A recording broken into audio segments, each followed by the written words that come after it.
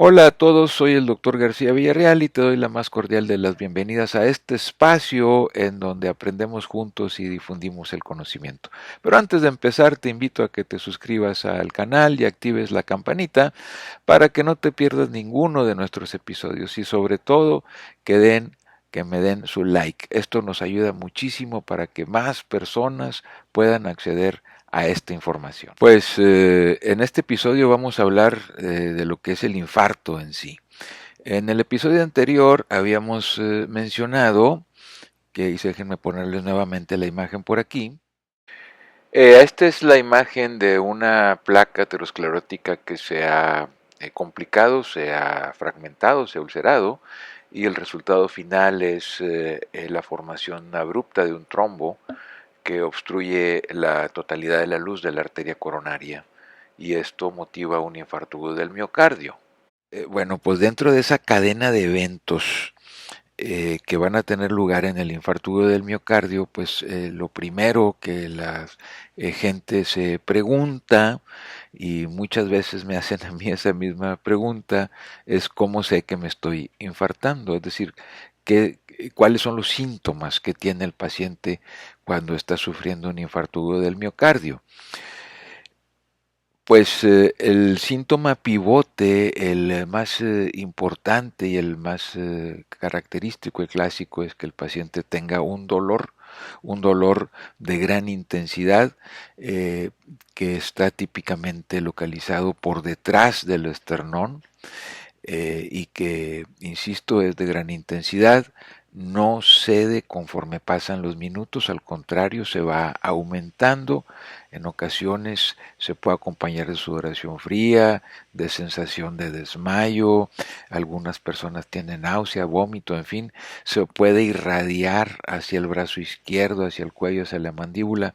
Esa es la descripción clásica del dolor de infarto agudo del miocardio.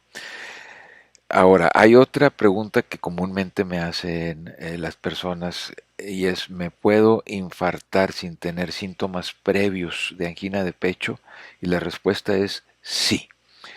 La explicación es porque si recordamos lo que se dijo en el episodio anterior, existen personas que tienen placas que no llegan al 50% de obstrucción y por lo tanto no tienen síntomas de angina de pecho. Pero recuerden ustedes que también dijimos que hay placas vulnerables que se pueden complicar, se pueden fragmentar o se pueden ulcerar y esto motiva la rápida formación de un trombo que origina el infarto agudo y entonces el paciente previamente no tuvo ningún síntoma. Efectivamente, sí es posible que el paciente se pueda infartar sin tener síntomas. Otra de las preguntas que me hacen con mucha frecuencia es, ¿me puedo infartar sin tener dolor? Y la respuesta es sí. Aproximadamente 1 de cada 10 o a lo mejor un poco menos de cada 10 infartos sucede sin dolor. Es un infarto silente, es un infarto que no produce dolor y esto se ve principalmente en los pacientes diabéticos, en los pacientes de edad avanzada.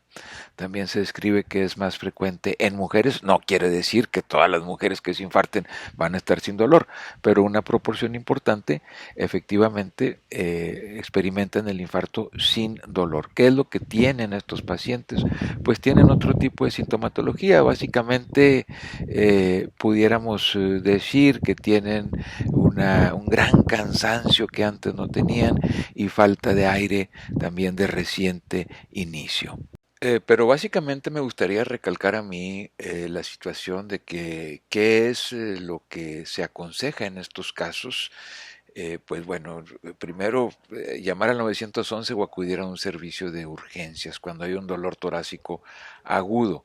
Ahora es importante mencionar también que de acuerdo a una estadística que presentó muy recientemente el American College of Cardiology, de cada 10 dolores torácicos agudos que acuden al servicio de urgencias, solamente uno es de origen cardíaco. Eso se pudiera interpretar como que el rendimiento es muy bajo, pero yo considero que es un buen síntoma de que la gente está ante la duda, acude al servicio de urgencias, porque aquí se presenta una situación muy peculiar. Hay un eslogan en cardiología que dice time is muscle, o sea, es el tiempo es músculo. Y es que en realidad cada segundo, cada minuto que pasa después de que se ha obstruido la arteria y empieza el infarto agudo del miocardio, pues mueren miles o millones de células del músculo cardíaco. Entonces estamos actuando contrarreloj. Y entonces por eso existe el código infarto, pero antes déjenme platicarles un detalle, déjenme mostrarles otra gráfica y discúlpenme que los he estado inundando ahora con gráficas, pero es sumamente importante para tener una percepción sumamente clara de lo que estamos enfrentando, miren.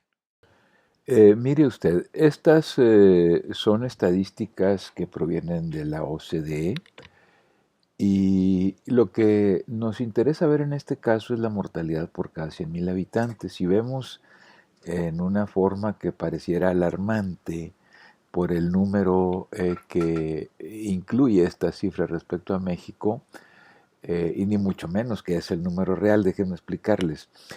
La OCDE realiza estandarización, desconozco la forma como lo hace, para que los grupos sean comparables unos con otros en cuanto a los países, porque hay unos que tienen población de mayor edad, otros de menor edad, entonces para que el comparativo sea equiparable o sea viable, pues ellos tienen alguna metodología estadística para hacer este cálculo.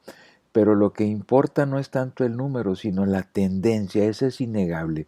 Y México es uno de los países que tiene la tasa de mortalidad más alta por cada 100.000 habitantes, solamente superado por Sudáfrica. Como les digo, esto ni con mucho es el número exacto. Si hacemos caso de lo que ha informado el INEGI, entonces haciendo algunos cálculos por ahí, nos sale, si mal no recuerdo, como en 680 muertes por cada 100.000 habitantes en 2024. Eso pues dista mucho definitivamente, como les digo, del 1534. Pero aún así lo que importa es la tendencia. Pero no solamente esto, sino que se presenta otro factor aquí que es resultado de lo mismo, es decir, que viene como consecuencia de esta alta mortalidad de la cual estamos hablando. Y me refiero a esto que estamos observando aquí en esta gráfica. Nuevamente, esta es una gráfica de la OCDE, entonces no hay que hacerle caso, digamos, al número como tal, como aparece ahí. Y se trata de la mortalidad por cada 100.000 habitantes, pero específicamente por enfermedad obstructiva de las arterias coronarias, o sea, infarto del miocardio y o cardiopatía isquémica. Eh, lo que hay que destacar aquí es de que, vamos, si le damos cierto valor al número que maneja la OCDE en esta gráfica, es muy significativo porque vemos que, por ejemplo, los países que menos mortalidad tienen por cada 100.000 habitantes, pues vamos a encontrar a Japón, Corea, con 29, 30 muertes por cada 100.000 habitantes. Insisto, según la OCDE, la media más o menos en estos 38 países viene correspondiendo aproximadamente como a 114 casos por 100.000 habitantes. Bueno, en el caso de México, ellos manejan 276 casos. Es una cantidad, imagínense, es como 10 veces más lo que maneja Japón y Corea, y de 2 a 2.5 veces más la media que se maneja en la OCDE. Pero lo más importante de recalcar es que México está peleando en los últimos lugares, es decir, está entre los países que tienen mayor, esto sí hay que recalcarlo, mayor mortalidad cardíaca, específicamente por enfermedad de las obstructivas de las arterias coronarias, incluidas infarto agudo del miocardio, dentro de este conjunto de países, que es muy representativo a nivel mundial. Entonces, México está peleando, insisto, los últimos lugares, solamente superado por Hungría, Letonia, Lituania, y quizá hubiera que incluir por ahí Eslovaquia y Rumania probablemente. Bueno, pues con este quinteto está peleando México. Aquí salimos con 276 casos, pero insisto, ya revisando los números, las estadísticas que nos ha dado el INEGI en el 2024, según mis cálculos vienen saliendo aproximadamente como 148, casi 150 casos por cada 100,000 habitantes. O sea, es mucho menos de estos 276, pero aún así, insisto, lo que importa en este tipo de gráficas es la tendencia. Y México está en una tendencia que indica que tenemos de las peores mortalidades cardiovasculares en el mundo, ¿eh? Ahora, aquí se ve un fenómeno muy interesante también que pudiera pasar desapercibido. Mientras que estos países que les dije, estos 5 países con los que México está peleando estos últimos lugares, han logrado darle la vuelta. O sea, si comparamos, por ejemplo, el número de casos que tenían en 2011 con 2019 o 2021, que es la gráfica en color más oscuro, ellos, a pesar de tener unos números muy malos, unos números muy elevados en cuanto a mortalidad cardiovascular, han logrado revertir el problema. O sea, es decir, siguen teniendo números muy altos, pero van cada vez hacia una menor cantidad de casos. Y en México pasa totalmente lo contrario. Es decir, en vez de que la curva vaya descendiendo conforme pasan los años, en México va en constante aumento, en constante incremento. Y eso sí hay que resaltarlo porque nuevamente pone en evidencia que, vuelvo a insistir, no estamos haciendo lo suficiente en políticas del sistema de salud para abatir o para controlar esta terrible enfermedad.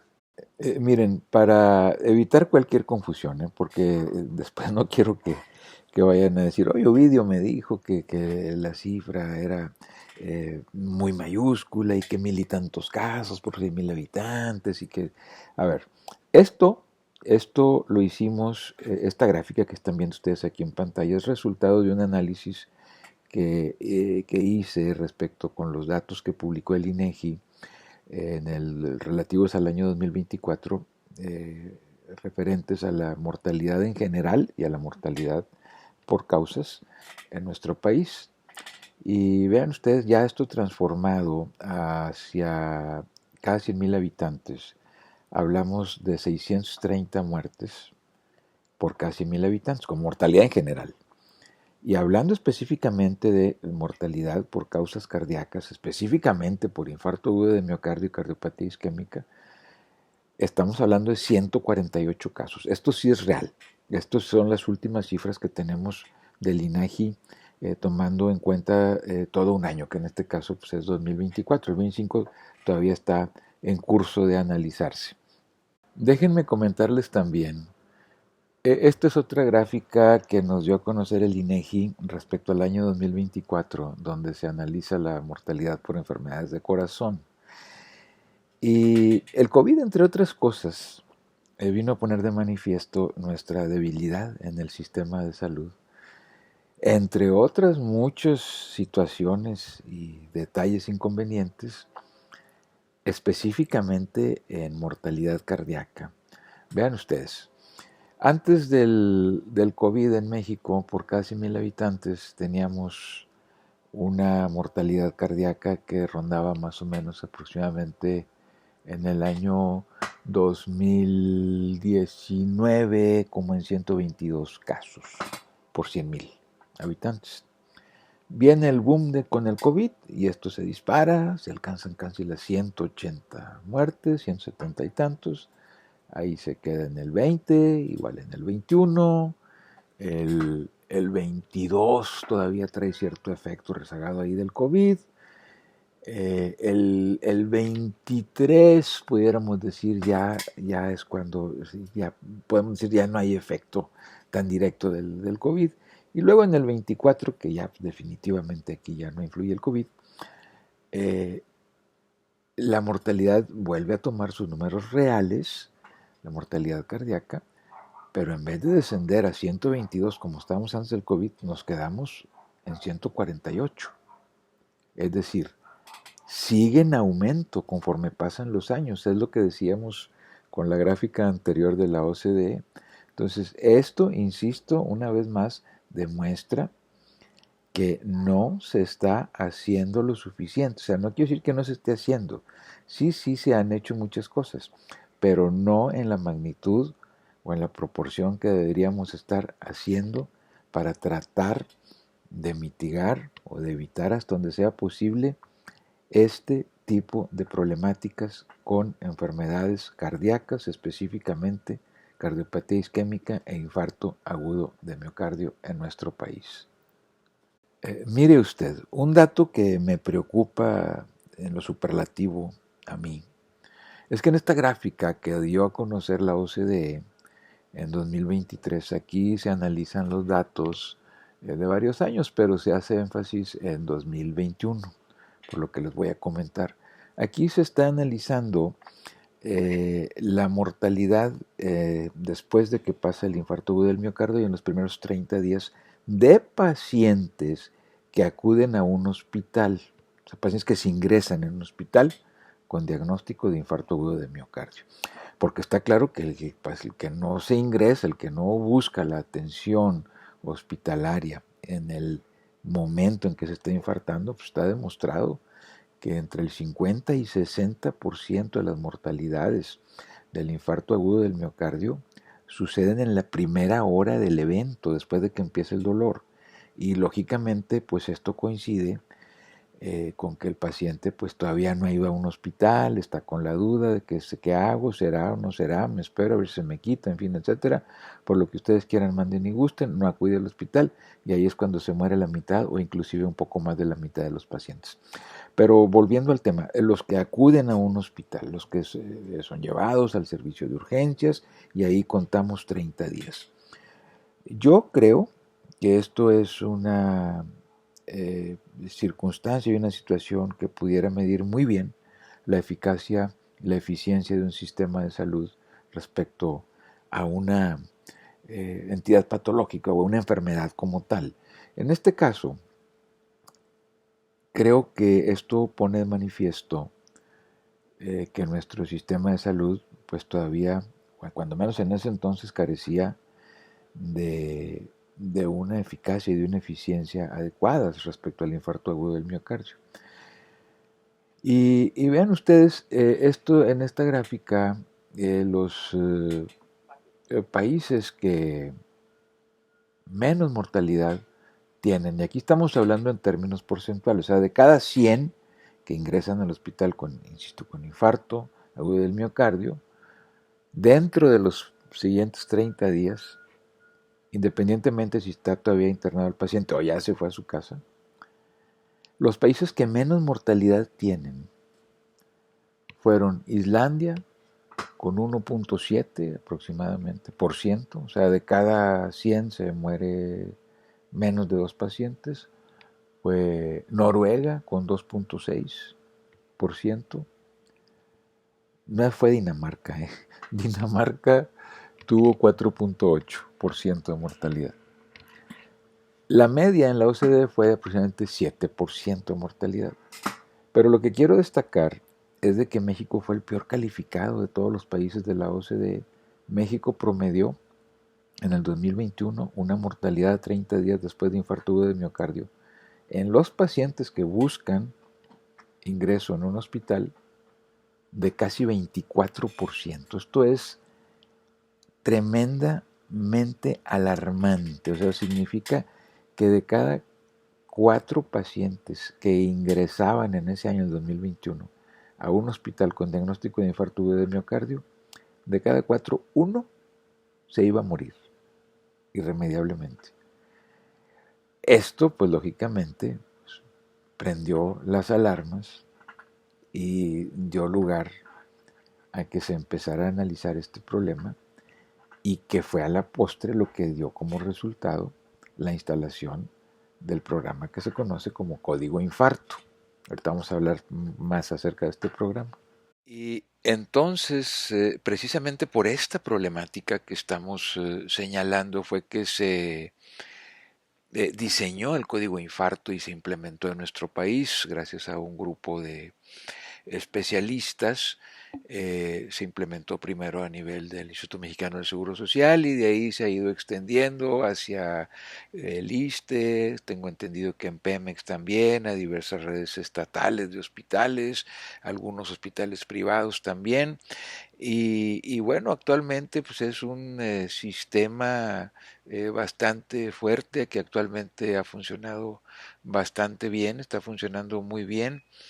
Eh, Precisamente esa mortalidad que mencionábamos del casi 23-24%, pues se ha logrado abatir y actualmente las últimas cifras que se mencionan del código infarto en cuanto a mortalidad en el primer mes después del mismo, pues se han ido, insisto, de 24 hasta 8-9%. O sea, esto es muy buena, es una noticia excelente porque ya casi andamos en la media de la OCDE, que si ustedes recuerdan era 7%. Entonces, vamos bien.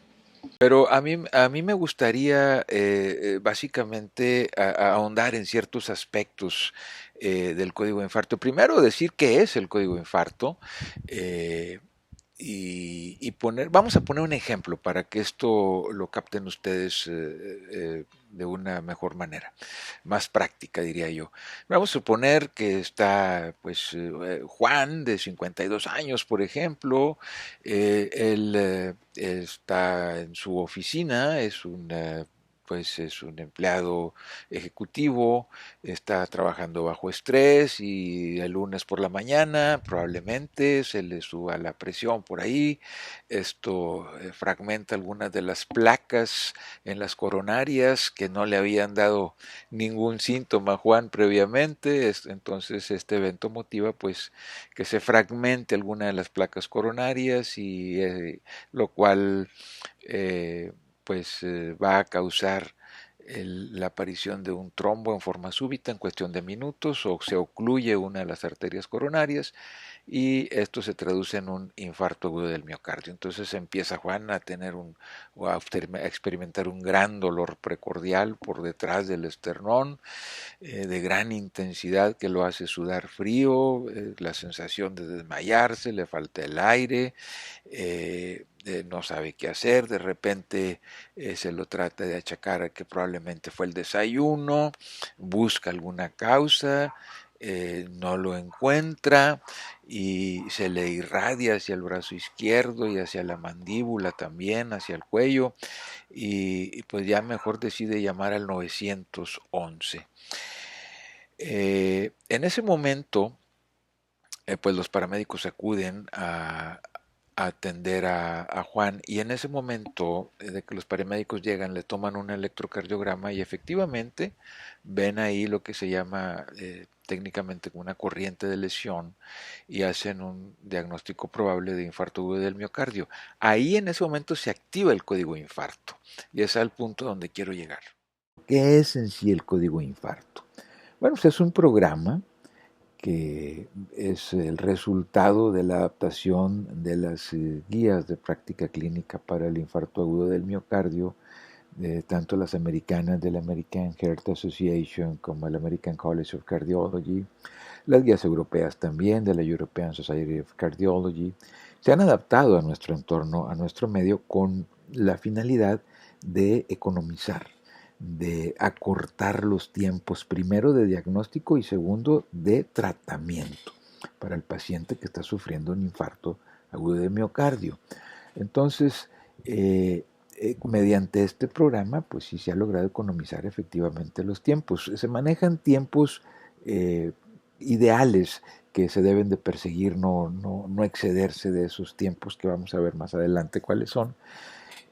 Insisto, en el lapso en que se hace el diagnóstico como en el cual se instituye un tratamiento que ya sea que puede ser por trombolisis o por angioplastia primaria, ya después lo explicaremos, pero se trata de estar dentro de los márgenes de estos tiempos.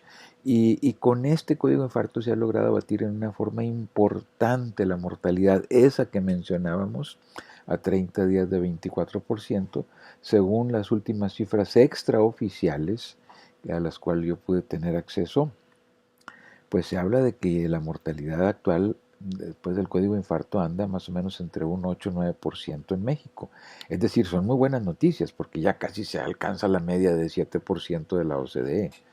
Entonces sí ha significado una ventaja enorme el tener un programa como el Código Infarto en nuestro país. De tal manera que, miren, cuando empieza el infarto, cuando se obstruye la arteria súbitamente, la arteria coronaria, y tiene lugar el infarto, les decía yo que estamos actuando básicamente contra reloj, porque como ya hemos mencionado, cada minuto, cada segundo que pasa se están perdiendo células cardíacas. Y algo que no debemos de perder de vista, más allá de la mortalidad por infarto del miocardio que hemos estado hablando, existe otro factor que no se puede ignorar, que no se debe diluir en todo esto que estamos hablando y poniendo nada más la atención en la mortalidad. Y se trata de la función del ventrículo izquierdo después del infarto agudo del miocardio. Y esto está en relación directa con la cantidad de músculo que se puede morir o se puede salvar en un momento dado. Entonces, es por eso que es muy importante el tiempo que está transcurriendo desde que empieza el infarto hasta que el paciente recibe su tratamiento definitivo, que va a ser destapar el sistema de la arteria coronaria para que le vuelva a llegar sangre y de esa manera pues hacer que el infarto se revierta o la mayoría de las veces se haga lo más pequeña la cicatriz que va a quedar por ahí. Pero básicamente lo que me gustaría resaltar a mí aquí es de que tenemos un periodo que se le llama la ventana dorada, que son las primeras 2 horas para actuar. Y si actuamos dentro de esa ventana de tiempo, pues lo más probable es de que el paciente no se muera y que los daños sean los menos posibles a nivel de la función cardíaca. Entonces, les decía yo, hay un periodo de 2 horas que se conoce como tiempo de isquemia. En este periodo va desde que empieza el dolor, pero aquí sí quisiera hacer otro comentario que para mí ahí es cuando se debería de tomar el inicio de la ventana dorada del tiempo de isquemia. Sin embargo, por consensos internacionales, etcétera, etcétera, se ha llegado a la conclusión de que es muy ambiguo tomar este punto como referencia porque muchas veces el paciente ante el estrés al que está sometido y a veces inclusive la pérdida de la conciencia se puede desmayar, se puede desvanecer, se hipotensa, en fin, pierde la noción del tiempo. Entonces, aquí se sugiere que empiece a contar el tiempo a partir de lo que se llama el first medical contact, o sea, el primer contacto que tiene el paciente con el médico o paramédico, y cuando llega y efectivamente corrobora que tiene un dolor, ahí empieza a contar el tiempo. Y entonces se extiende hasta 2 horas. En esas 2 horas debemos idealmente de resolverle la problemática al paciente y la forma de resolverlo es destapando la arteria nuevamente. Se debe de decidir en esas 2 horas a dónde se va a llevar y si se va a llevar a un hospital, hay que considerar si ese hospital tiene primero sala de hemodinamia o no tiene sala de hemodinamia, si tiene recursos, si no, etcétera, etcétera. Entonces muchas veces lo que hace es que se lleva a un hospital, se le hace el diagnóstico con tomas de electrocardiograma, sobre todo también con biomarcadores que son algunos exámenes de sangre que ya después entraremos en minucias para explicarlos. Y una vez que se hace el diagnóstico, entonces se le aplica el tratamiento. Insisto, puede ser de dos tipos el tratamiento. Si el hospital lo permite y tiene sala de hemodinamia, idealmente se le realiza una angioplastía primaria. Esto es hacer un cateterismo propiamente dicho, corroborar que efectivamente hay una arteria responsable del infarto que está obstruida.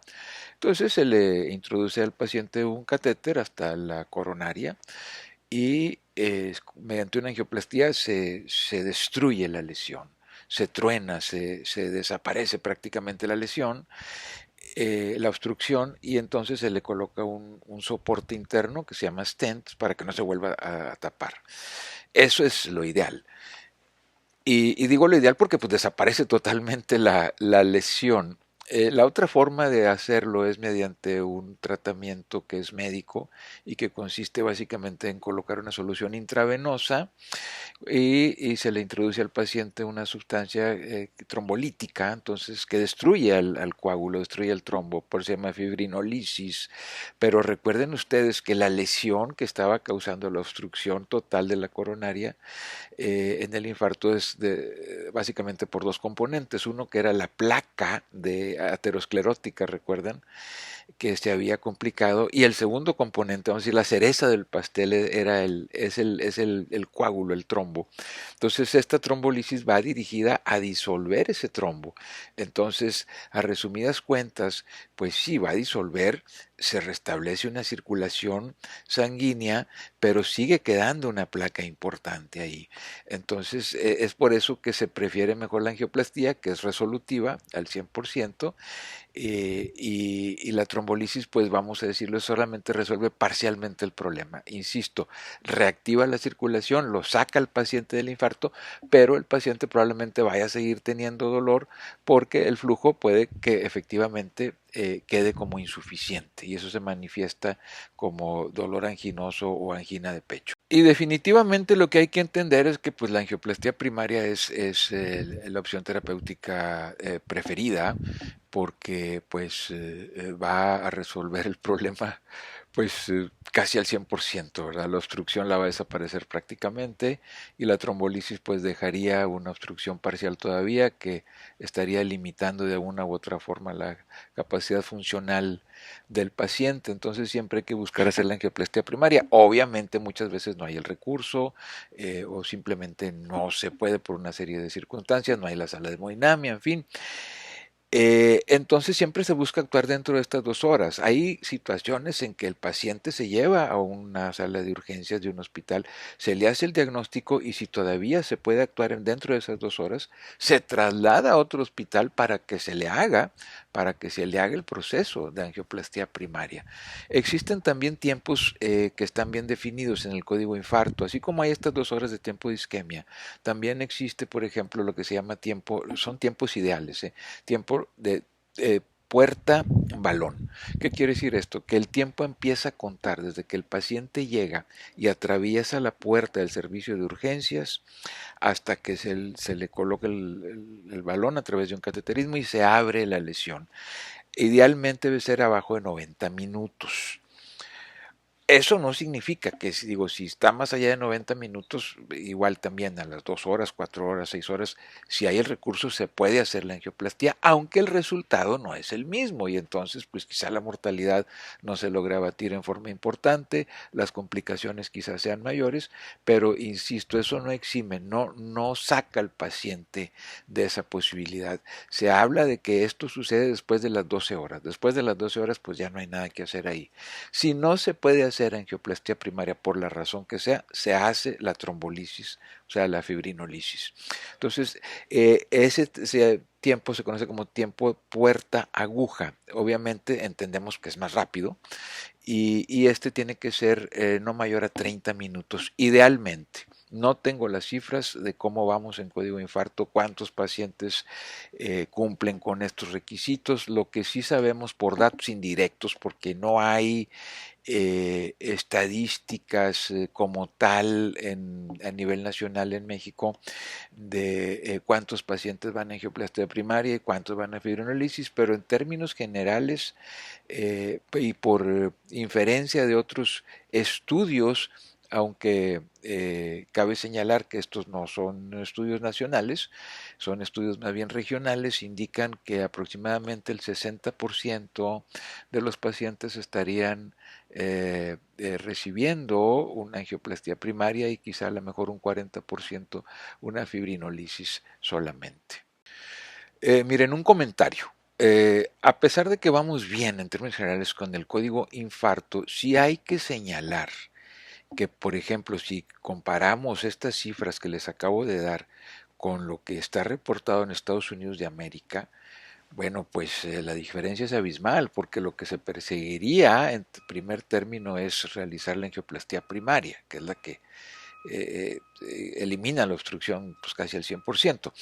En ese sentido, en Estados Unidos se realiza la angioplastia primaria entre el 95 y 97% de los casos de infarto agudo del miocardio que acuden a urgencias. En el otro 3 o 5%, por diversas razones, pues se le realiza solamente la fibrinolisis. Entonces, pues sí, cuando se compara con México la diferencia es abismal. Por eso digo que tenemos que seguir mejorando. Se habla de que se han tratado pues más de 50,000 pacientes desde que inició este programa llamado Código Infarto y se ha abatido, vuelvo a insistir, la mortalidad del 24 se bajó al 8 o 9%, pero insisto, todavía falta mucho por hacer.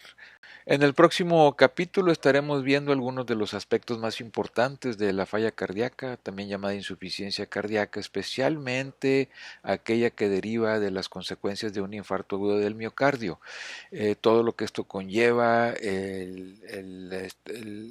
vamos, el estatus en el que acaba el paciente, todas las consecuencias que trae desde el punto de vista existencial, laboral, productivo, en fin, el gasto que representa para la salud pública, el tratamiento que se les debe de incluir, pues es habitualmente muy costoso y esto pues tiene impacto desde luego en el sistema de salud y sobre todo pues las consecuencias terribles de no actuar en tiempo y forma ante esta terrible enfermedad que es la cardiopatía isquémica.